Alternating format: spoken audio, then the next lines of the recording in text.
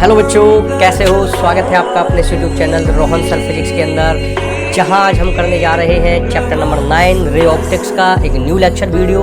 और आज का जो टॉपिक है टोटल इंटरनल रिफ्लेक्शन। आज इस वीडियो के अंदर हम ये समझेंगे कि टोटल इंटरनल रिफ्लेक्शन क्या होता है, फिर उसकी एप्लीकेशंस के बारे में स्टडी करेंगे और लास्ट में कुछ न्यूमेरिकल्स करेंगे JEE से रिलेटेड और नीट से रिलेटेड, जो कि बहुत ही बेहतरीन क्वेश्चंस हैं। यदि आप उन क्वेश्चंस को आसानी से कर पाओगे तो इस मीन्स कि आपको टोटल इंटरनल रिफ्लेक्शन का जो कंसेप्ट है वो बेहतरीन तरीके से समझ में आ जाएगा। यदि अभी तक आपने चैनल को सब्सक्राइब नहीं किया है तो सबसे पहले तो आपको यही काम करना है।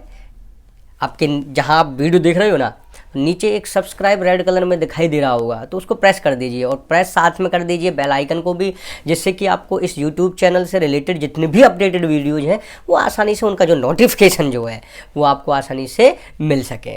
ठीक है, तो स्टार्ट करेंगे। Topic is total internal reflection. तो रिफ्लेक्शन के बारे में तो शायद आपने पहले भी पढ़ा होगा कि रिफ्लेक्शन का मीन्स क्या होता है। जो रे ऑफ लाइट होती है किसी भी सरफेस से स्ट्राइक करके, टकरा करके उसी मीडियम में आ जाए जिस मीडियम से इंसिडेंट रे जा रही थी। इंसिडेंट रे मीन्स कि जो रे ऑफ लाइट उस सरफेस पे जा करके टकराएगी, तो वही रे ऑफ लाइट टकराने के बाद रिफ्रैक्टेड रे बन जाती है और उसी मीडियम में यदि वो वापस आ जाती है तो उसको कहते हैं रिफ्लेक्शन। तो ऐसा ही कुछ यहाँ भी हो रहा होगा कि भाई रिफ्लेक्शन तो है ही, लेकिन टोटल इंटरनल रिफ्लेक्शन है। अब टोटल इंटरनल रिफ्लेक्शन का मतलब समझना है। और टोटल इंटरनल रिफ्लेक्शन बेसिकली जो है वो रिफ्रैक्शन के कंसेप्ट के अंदर छपा हुआ है। तो रिफ्रैक्शन के बारे में तो हम ऑलरेडी पढ़ चुके हैं। यदि आपको रिफ्रैक्शन के बारे में समझना है तो टाइप करिए refraction by Rohan sir physics in YouTube search box, तो आपको आसानी से एक वहाँ पे प्लेलिस्ट मिलेगी, उसमें एक वीडियो मिलेगी और आप उस वीडियो को आसानी से देख सकते हो। तो पहले रिफ्रैक्शन को समझ लेना, वहाँ से फिर आप इस लेक्चर वीडियो पे आना और समझना कि टोटल इंटरनल रिफ्लेक्शन क्या होता है। बेसिक टोटल इंटरनल रिफ्लेक्शन कराने के लिए ना हमारे पास दो कंडीशंस होती हैं। तो पहले हम जस्ट समझने की कोशिश करेंगे और जो कंडीशंस हैं वो आपको अपने आप से समझ में आ जाएंगी।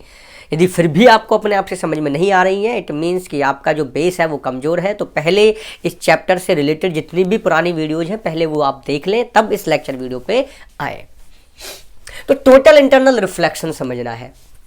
सबसे पहले हम यहाँ पे क्या करते हैं कि हमने यहाँ एक इंटरफेस ले लिया।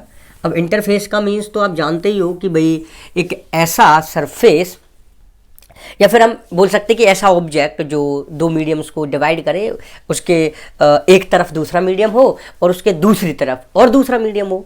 जैसे कि मैंने यहाँ कंसीडर किया कि यहाँ पर तो है बच्चा एयर, और एयर का रिफ्रैक्टिव इंडेक्स मैंने यहाँ पे कंसीडर किया N1। वैसे तो आप जानते ही हो कि भैया एयर का रिफ्रैक्टिव इंडेक्स कितना होता है, 1 होता है। मैंने वहाँ कंसीडर किया है N1, और यहाँ मैंने कोई भी एक मीडियम कंसीडर किया। जैसे कि मैंने यहाँ पे मान लो, चलो मैंने ग्लास ले लिया, लेकिन ये ग्लास है कैसा, ये है आपका डेंसर मीडियम, और डेंसर मीडियम के लिए मैंने जो है कंसीडर किया रिफ्रैक्टिव इंडेक्स N2। ये एयर है, मतलब कि कैसा है, ये रेयर है। ओके, ग्लास में डबल एस होता है। Okay, this is clear. अब मैंने यहाँ पे कुछ नॉर्मल्स ड्रॉ कर लिए पहले ही। अब नॉर्मल किसी भी सरफेस पे कैसे होता है, 90 डिग्री का एंगल बनाता है। तो मैंने यहाँ पे पहले ही कुछ नॉर्मल्स जो हैं वो ड्रॉ यहाँ कर लिए हैं। ठीक है, अब मान लीजिए कि जो इंटरफेस है यहाँ मैं लिख देता हूँ, कुछ बच्चों को दिखाई नहीं दे रहा होगा कि भैया ये क्या है। तो ये इंटरफेस है। मान लीजिए कि यहाँ कोई भी एक इंसिडेंट रे है, वो यहाँ पॉइंट O पे जाकर के इंसिडेंट होती है। This is the point of incidence for this रे ऑफ लाइट। मान लो ये P रे ऑफ लाइट है। यहाँ क्या बनेगा, यहाँ बनेगा एंगल ऑफ इंसिडेंस, जिसको मैं रिप्रेजेंट करूंगा I से। तो अब यहाँ पे ध्यान से देखिए कि रे ऑफ लाइट मैंने डेंसर मीडियम में ली है और वो रेयर मीडियम में जा रही है। तो रिफ्रैक्शन होगा, और रिफ्रैक्शन होगा तो रे ऑफ लाइट डेंसर से रेयर जा रही है तो वो नॉर्मल से दूर चली जाएगी। नियम होता है, रूल होता है। तो वो आपकी जो रे ऑफ लाइट है उसको जाना तो ऐसे चाहिए था, क्योंकि this is the original path, लेकिन वो नॉर्मल से दूर हो जाएगी। तो मैंने यहाँ से इसको रिमूव कर दिया, और यहाँ पे ये जो एंगल होगा that is the angle of refraction, that is the angle of refraction. अब मैंने क्या किया कि ये जो इंसिडेंट रे ऑफ लाइट है, अब की बार हमने थोड़ा सा एंगल ऑफ इंसिडेंस को इंक्रीज किया। तो कैसे किया इंक्रीज? ऐसे किया इंक्रीज। अब यहां से आप समझिए कि this is the angle of incidence, इसको मान लो I1, इसको मान लो I2। अब एंगल ऑफ इंसिडेंस मैंने इंक्रीज किया, तो एंगल ऑफ रिफ्रैक्शन जो होगा वो भी इंक्रीज होगा। क्यों होगा वो इंक्रीज? क्योंकि आप स्नेल्स लॉ जानते हो। स्नेल्स लॉ क्या होगा इसके लिए? यदि यहाँ मैं पॉइंट ऑफ इंसिडेंस O की बात करूं, यहाँ पे point of incidence O dash की बात करूं, तो किसी पे भी लगा लो, पहले आप यहाँ पे लगा लो। चलो एंगल ऑफ इंसिडेंस मैंने मान लिया, जनरल मान लिया I। अब ये एंगल ऑफ इंसिडेंस कहाँ है? ये है आपका N2 में। तो यहाँ पे मैंने ले लिया sine I is multiply by N2 is equal to sine R N1। तो यहाँ से हो गया sine I is multiply by, चलो N2 को N1 के पास ले जाओ, sign R N1 by N2। अब देखिए कि यदि आप I एंगल को बढ़ाओगे तो साइन I की वैल्यू बढ़ जाएगी, इंक्रीज हो जाएगी। यदि I को बढ़ाओगे, अरे साइन 0 0, साइन 30 1/2, तो 0 से 1/2 मतलब कि जब 0 से 30 डिग्री एंगल हुआ तो एंगल इंक्रीज, मतलब कि I बढ़ा, और I बढ़ा तो वैल्यू भी तो 0 से 1/2 हो गई, तो मैग्नीट्यूड भी बढ़ा। तो यदि आप एंगल I को बढ़ा रहे हो तो साइन I ट्रिग्नोमेट्रिक फंक्शन की जो वैल्यू होगी वो भी इंक्रीज हो जाएगी। उसी तरीके से भैया बीच में इक्वल का निशान लगा हुआ है, इक्वल का सिंबल लगा हुआ है, तो यदि आपने I को इंक्रीज किया, N1 और N2 को तो छेड़ा ही नहीं है, वो तो पहले से वही है, कॉन्स्टेंट है भैया। N2 जितना था N1 जितना था, यहाँ पे I1 से I2 इंक्रीज किया गया एंगल ऑफ इंसिडेंस, लेकिन N1 और N2 तो बराबर है, वो तो पहले से कॉन्स्टेंट है, उनको तो छेड़ा ही नहीं गया है। लेकिन यहां पर जब आपने एंगल ऑफ इंसिडेंस को इंक्रीज किया तो साइन I की वैल्यू इंक्रीज हो गई, तो उसी तरीके से साइन R की वैल्यू भी इंक्रीज होगी। और यदि साइन R की वैल्यू इंक्रीज होगी, इट मींस R की वैल्यू इंक्रीज होगी। तो I को इंक्रीज करने से R इंक्रीज हो रहा है, नहीं हो रहा है? बिल्कुल इंक्रीज हो रहा है। इट मींस यहां पे R की वैल्यू बच्चा और इंक्रीज हो जाएगी। तो यहां पे मैंने इसको मान लिया R2 जो कि इंक्रीज हो गई है। अब आप एक चीज सोचिए कि यदि इस इंसिडेंस एंगल को मैं इंक्रीज करते जा रहा हूं तो कभी ना कभी तो ऐसी कंडीशन आएगी कि ये जो रे ऑफ लाइट है जो एंगल R2 बना रही है, यानी कि एंगल ऑफ रिफ्रैक्शन बना रही है, ये रे ऑफ लाइट इंटरफेस के अलोंग ही चले जाए। कभी ना कभी तो होगी। अरे इस एंगल ऑफ इंसिडेंस को बढ़ाते रहो, ये बढ़ता रहेगा एंगल ऑफ रिफ्रैक्शन, यानी कि ये रे ऑफ लाइट जो आपको दिखाई दे रही है ये कभी ना कभी तो इस इंटरफेस के अलोंग रिफ्रैक्ट हो जाएगी। तो अब मैं वही कंसीडर कर लेता हूं कि मैंने अब की बार एंगल ऑफ इंसिडेंस को इतना ज्यादा बढ़ा दिया कि अब की बार यहां पर जो रे ऑफ लाइट रिफ्रैक्ट हुई वो इतना रिफ्रैक्ट हो गई कि इंटरफेस के अलोंग चली गई, यानी कि यहां पर जो एंगल ऑफ रिफ्रैक्शन बना वो बना 90 डिग्री। तो उस तरीके की कंडीशन जब आपका रिफ्रैक्शन का एंगल 90 डिग्री का बने और आपकी जो रे ऑफ लाइट है वो इंटरफेस के अलोंग चली जाए, तो वहां पर जब इंसिडेंस एंगल की जो वैल्यू होगी बच्चा उसको हम कहेंगे IC। और IC का मतलब यहां पर होता है क्रिटिकल एंगल। क्या होता है बच्चा? Critical angle. दिखाई दे रहा है, नहीं दे रहा है? यस दिखाई दे रहा है। उसको हम कहेंगे बच्चा क्रिटिकल एंगल। मतलब एक बार फिर से समझा देता हूं कि यदि आपका इंसिडेंस एंगल इतना हो जाए कि आपकी जो रे ऑफ लाइट है वो इंटरफेस के अलोंग चली जाए, मतलब कि रिफ्रैक्शन का एंगल 90 डिग्री का बन जाए, तो वहां पर जो इंसिडेंस एंगल की वैल्यू होगी बच्चा उसको हम कहेंगे क्रिटिकल एंगल। उसको हम क्या कहेंगे? क्रिटिकल एंगल, यानी कि IC।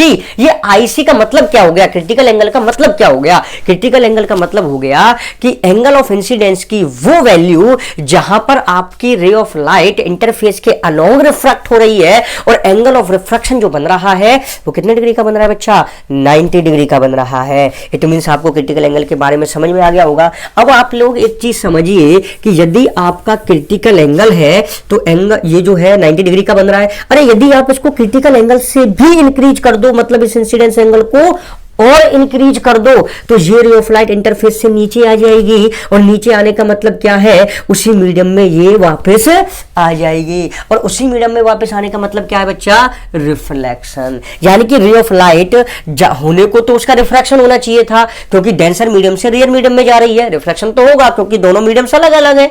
और ये कोई यहाँ पे मिरर तो है नहीं, ये तो यहाँ पे एक सरफेस है, एक इंटरफेस है, यानी कि यहाँ पर रे ऑफ लाइट को होना रिफ्रैक्शन चाहिए था। लेकिन बिकॉज ऑफ द कंडीशन की क्या, कि यहाँ पर आपका ऑलरेडी आईसी पे एंगल ऑफ रिफ्रैक्शन 90 डिग्री का बन गया है, तो यानी कि अब इससे ज्यादा आप इंसिडेंस एंगल को इंक्रीज करोगे, क्रिटिकल एंगल से ज्यादा इंसिडेंस एंगल को इंक्रीज करोगे, तो आपका ये रे ऑफ लाइट इंटरफेस से भी नीचे आ जाएगा। मतलब रे of light after refraction, sorry after striking this point उसी मीडियम में आ गई जिस मीडियम में इंसिडेंस रे है, तो इसका मतलब ये तो रिफ्लेक्शन हो गया। और यहां पर रे ऑफ लाइट कंप्लीटली, यहां पर रे ऑफ लाइट कंप्लीटली उसी मीडियम में वापस आ जाएगी। इसीलिए इसको हम क्या कह रहे हैं बच्चा? Total internal reflection. अब एक बात समझिए, क्या कंडीशन, पहले तो कंडीशन देख लेते क्या हो जाएगी। अच्छा, ये जो कंडीशन थी जहां पे 90 डिग्री का बन रहा था, इसको बोलते हैं बेटा ग्रेजिंग इमरजेंस। क्या बोलते हैं? Grazing emergence. सॉरी, मैं आपको बताना भूल गया था वहां पर, इसको हम क्या बोलते हैं? Grazing emergence. अब हमने इंसिडेंस एंगल को क्रिटिकल एंगल से क्या कर दिया था बच्चा? ग्रेटर कर दिया था, यानी कि अब इंटरफेस से तो यहीं पे आ रहा था, इंटरफेस कह लो। इसका मतलब अब यहां पर जो है रे ऑफ लाइट कैसी हो जाएगी?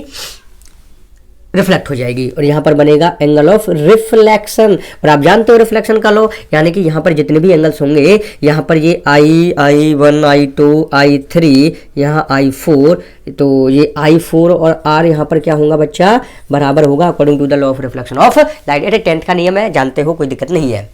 ठीक है, अब यहां पे ना ये आपने समझ लिया कि आपकी रे of light because of critical angle से बड़ी हो गई इंसिडेंस एंगल, इसीलिए आपकी जो रे ऑफ लाइट है कंप्लीटली वापस उसी में आ गई। अब यहाँ पे ना हम इसकी मेन कंडीशन समझते हैं कि आपका टोटल इंटरनल रिफ्लेक्शन होने के लिए जो मेन कंडीशंस हैं बच्चा पार्टी, वो क्या है पहले वो समझ लेते हैं।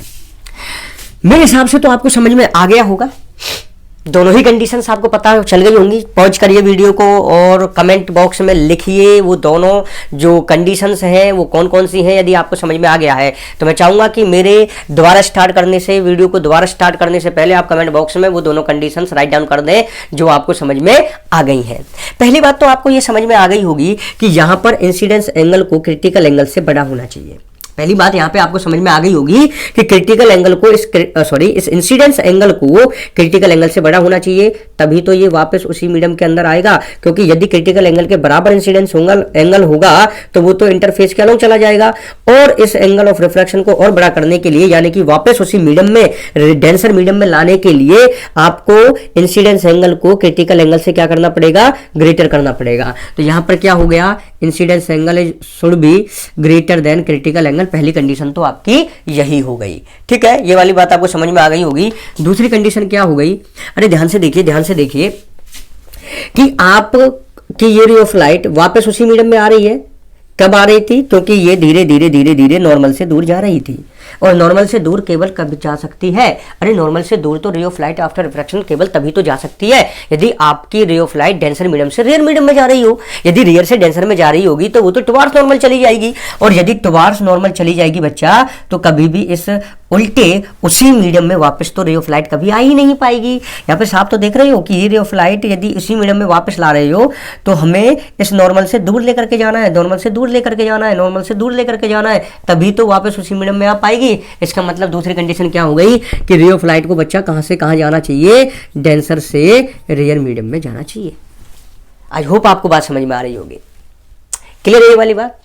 उसके बाद देखिए, आप यहाँ पे किसी भी पॉइंट पे ओ या ओ डैश पे या फिर ओ डबल डैश पे या फिर ओ ट्रिपल डैश पे, आप O double dash, O dash या फिर ओ पे आप वो लगाइए स्नेल्स लॉ, जनरल लगाना। ठीक है, यहाँ आई मानना, यहाँ पे आर मानना। ठीक है, जनरल मानना। वीडियो कंटिन्यू बहुत अच्छी चल रही है ना? Yes, okay, very good.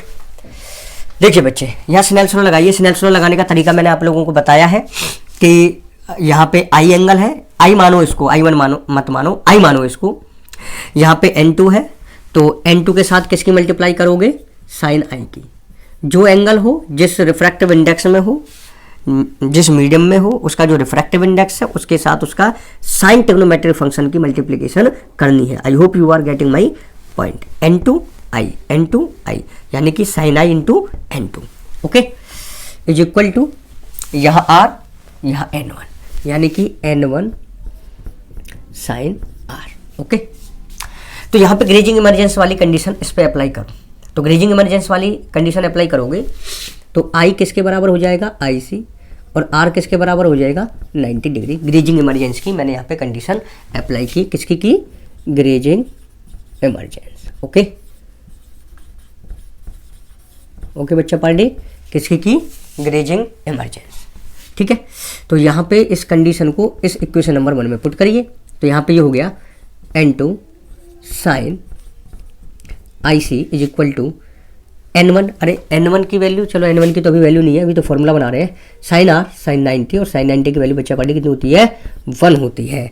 तो ये आ गया बच्चा यहाँ से sine IC is equal to n1 divide by n2 sine 90 की वैल्यू तो हो गई क्या, 1। ओके, साइन IC इसको मैं क्या लिख सकता हूँ, 1 बाई n2 बाई n1, यानी कि ये कितना हो गया, n2 बाई n1 कितना हो जाएगा, दैट इज n2 1। तो यहाँ पे रिलेशन आ गया, साइन IC क्या आया, 1 बाई n2 1, यानी कि आपका साइन IC किसके बराबर होता है, 1 बाई रिफ्रैक्टिव इंडेक्स, यानी कि refractive index of 2 with respect to 1, और n2 किसका है, यहाँ पे डेंसर का है। तो आपने जो रिलेशन बनाया है वहां पर n2 हमेशा किसका होगा, डेंसर मीडियम का रिफ्रैक्टिव इंडेक्स होगा। तो this is the relation between sine IC and refractive index, यानी कि क्रिटिकल एंगल और रिफ्रैक्टिव इंडेक्स में क्या रिलेशन है वो आप यहाँ से निकल करके आ गया है। वैसे भी देख लो, sine IC inversely proportional to the refractive index, और रिफ्रैक्टिव इंडेक्स किसका है, सेकंड इसका डेंसर का है विद रिस्पेक्ट टू रेयर है। तो this is the relation. Okay, I hope you are getting my point, आपको समझ में आया होगा ये पूरा का पूरा रिलेशन। ओके, अब देखिए इसकी ना कुछ एप्लीकेशंस होती हैं, तो उन एप्लीकेशंस के बारे में तो हम स्टडी करेंगे नेक्स्ट लेक्चर वीडियो के अंदर, क्योंकि ये लेक्चर वीडियो फिर बहुत ज़्यादा बड़ी हो जाएगी। लेकिन इससे रिलेटेड हम यहाँ पे न्यूमेरिकल्स कर लेते हैं, जो कि बहुत ही बेहतरीन न्यूमेरिकल्स हम यहाँ करेंगे, जो कि JEE या फिर नीट के अंदर आए हैं, तो वो न्यूमेरिकल्स हम यहाँ पे ज़रूर करेंगे। और पहले आप लोग ट्राई करोगे पॉज करके वीडियो को, और फिर हम उसका सॉल्यूशन करेंगे। देखिए यहाँ पे कुछ न्यूमेरिकल्स हम ले लेते हैं जो कि TIR से रिलेटेड होंगे। सबसे पहला क्वेश्चन है question number 1, find critical angle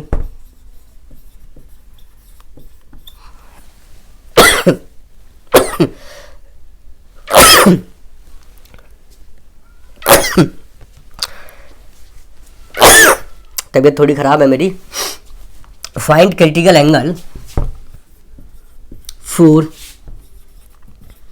air and refractive index of air, you know that is 1, and glass, और ग्लास का रिफ्रैक्टिव इंडेक्स बच्चे कितना होता है, 1.5। इंटरफेस, तो इसने यहाँ पे क्या पूछा है, इसने यहाँ पे क्रिटिकल एंगल बच्चा पूछा हुआ है। देखिए मेरी तबीयत बहुत ज़्यादा ख़राब है, फिर भी मैं आपके लिए वीडियो बना रहा हूँ, ठीक है, कोई नहीं, तबीयत ख़राब हो चलेगा, लेकिन आपके लिए आपका जो कंटेंट है वो मिलना बहुत ज़्यादा ज़रूरी है। देखिए यहाँ पे आपके पास अभी रिलेशन आया था, रिलेशन क्या था आपके पास, ये था n21 is equal to 1 by sine IC, या फिर sine IC is equal to 1 by n21। n21 का मतलब क्या होगा, n21 का मतलब होगा n2 by n1 is equal to 1 by sine IC। Okay, n2 का मतलब अभी मैंने बताया था, n2 क्या लेना है आपको, वो रिफ्रैक्टिव इंडेक्स, उस मीडियम का रिफ्रैक्टिव इंडेक्स जिसकी जो डेंसर है, डेंसर यहाँ पे क्या है, गिलास है, तो ये हो जाएगा आपका 1.5 n1, 1 हो जाएगा 1 बाई साइन IC। यहाँ से डेसिमल से 0 हटाओगे तो 5 से 3 बार, 5 से 2 बार, और ये साइन IC बच्चा कितना हो जाएगा, 2/3, यानी कि IC is equal to sine inverse 2/3, और साइन इनवर्स 2/3 की जो वैल्यू होती है वो अप्रॉक्सीमेटली कितनी होती है बच्चा, 42 डिग्री। ये आपका JEE 2017 का क्वेश्चन है। बहुत आसान क्वेश्चन है, करने के लिए बहुत आसान है। यदि आपको ऑप्शन में साइन इनवर्स 2/3 भी दिया हुआ है तो वहाँ तक भी यदि ऑप्शन में है तो उसको करेक्ट करिए, उसको टिक करिए। यदि 42 डिग्री है तो 42 डिग्री को करेक्ट करिए, उसको टिक करिए। I hope you are getting my point. एक क्वेश्चन और करते हैं जो नीट 2018 में आया है, वो भी बहुत इंपॉर्टेंट क्वेश्चन है। उसको हम यहाँ करेंगे।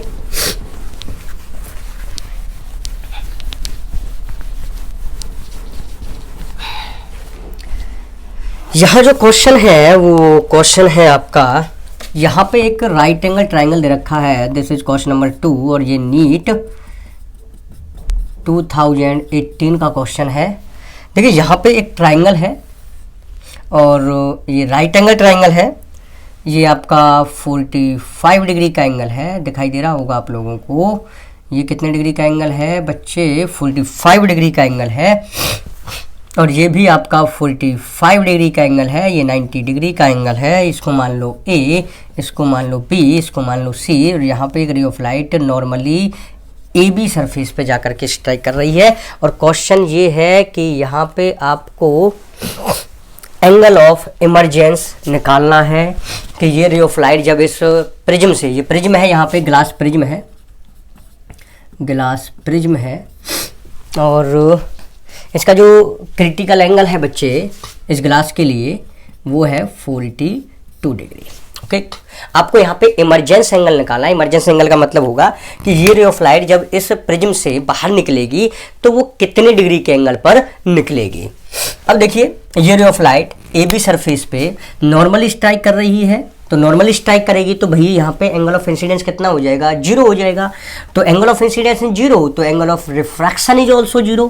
तो ये बच्चे सीधी ही वापस सीधी ही सामने की तरफ निकल जाएगी और एसी सरफेस पे जाकर के इस पॉइंट पे जाकर के, जिसको मैं मान लेता हूँ डी पॉइंट पे जाके स्ट्राइक करेगी। अब यहाँ पे मैं क्या करूँगा, यहाँ पे सबसे पहले मैं एक नॉर्मल ड्रॉ कर देता हूँ N1। ओके, अब देखिए ये वाला एंगल कितना होगा? 90 होगा। बच्चे ये वाला एंगल कितना हो जाएगा? 45, क्योंकि ट्राइंगल के तीनों जो एंगल्स होते हैं उनका सम 180 डिग्री होता है। तो ये 90 हो गया, ये 45 डिग्री हो गया। तो बच्चा ये कितना बचा? ये भी 45 डिग्री बचा। अब आप देखिए ये N1 क्या है? नॉर्मल। तो बच्चे ये वाला जो कंप्लीट एंगल होगा, ये वाला जो कंप्लीट एंगल होगा ये तो 90 का होगा। और 90 में से बच्चे ये वाला दिखाई दे रहा है ना सबको, ये वाला देखो, ये कंप्लीट तो बच्चे 90 और ये वाला बच्चे 45। तो बच्चे ये वाला कितना बचा? ये वाला कितना बचेगा? ये वाला बचेगा बच्चे 45। अरे ये 45 है, ये कंप्लीट बच्चे 90 है, तो ये वाला कितना बचेगा? 45 ही बचेगा। तो यहाँ पर जब डी पॉइंट पे रे ऑफ लाइट स्ट्राइक कर रही है तो वहाँ पर एंगल ऑफ इंसिडेंस कितना है बच्चे? 45 डिग्री है। और दूसरी बात देखिए कि यहाँ पर एयर है, ये ग्लास प्रिज्म है जिसका कुछ ना कुछ रिफ्रैक्टिव इंडेक्स होगा, लेकिन 1 से तो ज़्यादा होगा, यानी कि ये कैसा है? डेंसर, और ये कैसा है? रेयर। और यहाँ पर डी पॉइंट पर जब वो रे ऑफ लाइट आई तो डेंसर से रेयर जाने की कोशिश कर रही है, तो यहाँ पे रिफ्रैक्शन भी हो सकता है और TIR भी तो हो सकता है, क्योंकि उसकी सेकंड कंडीशन तो यही है कि डेंसर से रेयर जा रही होती है रे ऑफ लाइट। अब ध्यान से देखिए कि क्रिटिकल एंगल कितना है? 42 डिग्री। डी पॉइंट पर इंसिडेंस एंगल कितना है? 45। तो 45 इज ग्रेटर देन 42 डिग्री, यानी कि angle of incidence is greater than critical angle. अरे यहाँ तो TIR होगा, क्योंकि I ग्रेटर देन IC है और रे ऑफ लाइट डेंसर से रेयर जा रही है, दोनों कंडीशन सेटिस्फाइड। क्या होगा? TIR होगा। और TIR होगा तो बच्चा पार्टी जो रिफ्लेक्शन का एंगल बनना चाहिए वो 45 का बनना चाहिए, क्योंकि इंसिडेंस एंगल भी 45 है। तो इसको इस AB लाइन के AB सरफेस के पैरेलल ही तो आ जाना चाहिए। क्यों? क्योंकि इसको यहाँ पे क्या बनाना है? 45 डिग्री का एंगल। ये 45 यानी कि ये जो रे ऑफ लाइट है इसके साथ 90 डिग्री का एंगल जब बनाएगी कंप्लीट तो AB सरफेस के पैरेलल ही तो आएगी। तो यहाँ पे ये कैसा आ गया? पैरेलल आ गया। अब जब ये पैरेलल आई तो बच्चा पार्टी ये BC सरफेस पे कैसे जाकर के गिरी? नॉर्मली जाकर के गिरी। इसका मतलब यहाँ पर इंसिडेंस एंगल कितना हो गया?